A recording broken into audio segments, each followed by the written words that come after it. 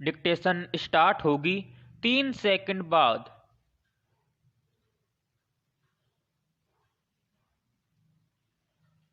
Start.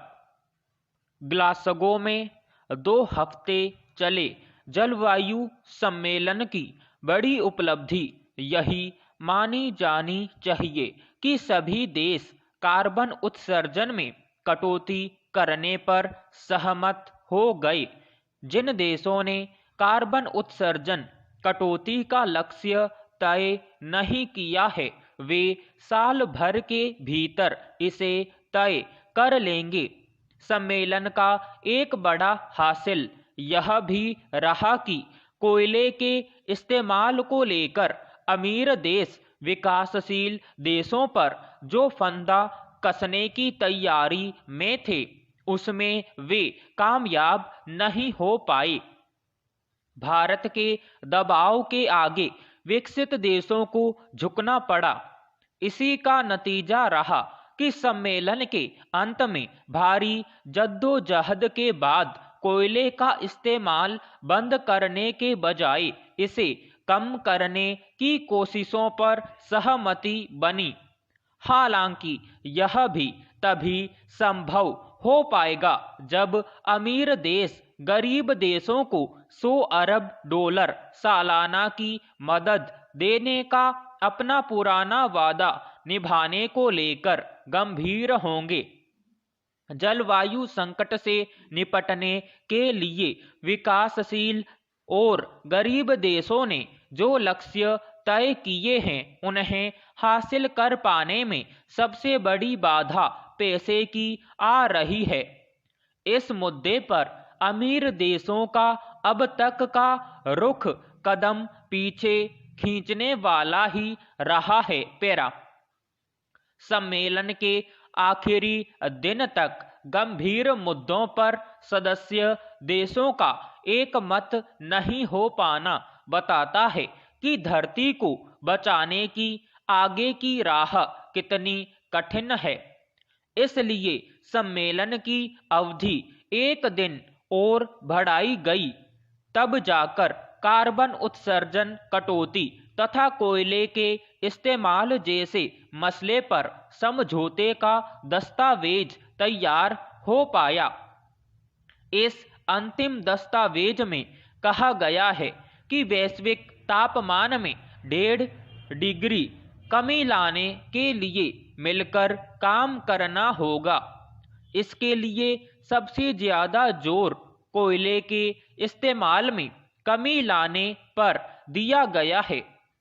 अब देखना यह होगा कि कोयले के इस्तेमाल में कमी के लिए सदस्य देश कदम क्या उठाते हैं। हालांकि दुनिया के सारे देशों के लिए कोयले के इस्तेमाल को पूरी तरह से बंद करना या जल्द ही कम करना आसान नहीं दिखता।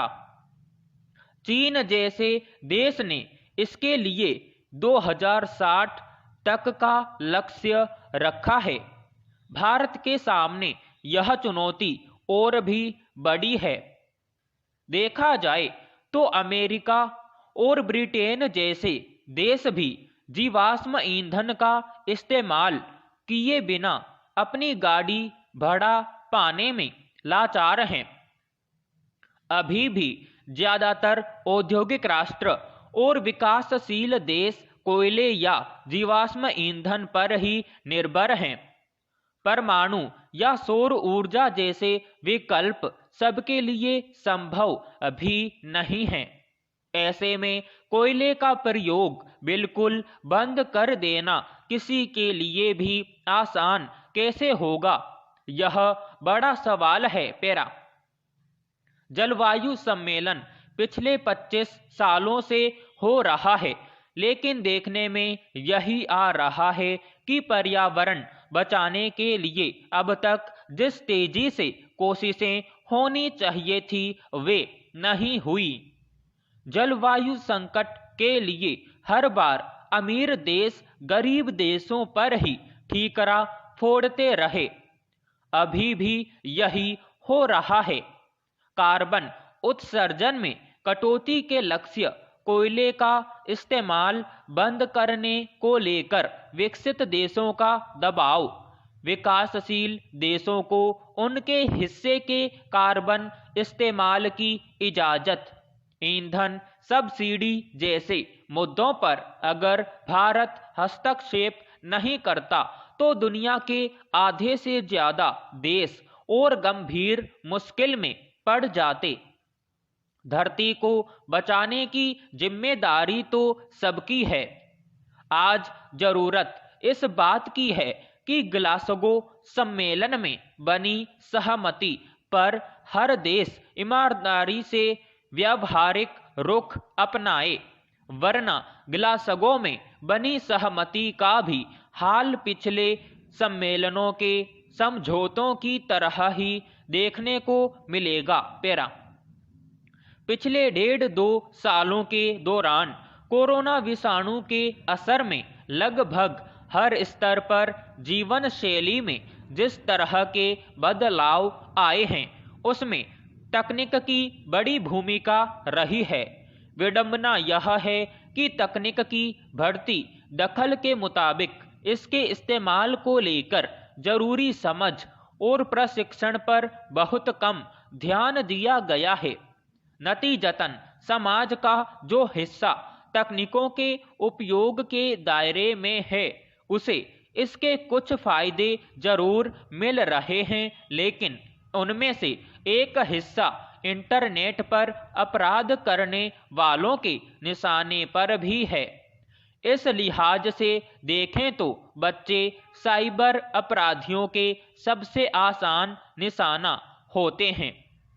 दरअसल आज ऑनलाइन पढ़ाई से लेकर अन्य कारणों से बहुत सारे बच्चे मोबाइल, कंप्यूटर और इंटरनेट के दायरे में आए हैं, लेकिन इस संसाधन के इस्तेमाल को लेकर बहुत सारे बच्चों के भीतर अपेक्षित जागरूकता और सावधानी का बोध नहीं आ पाया है।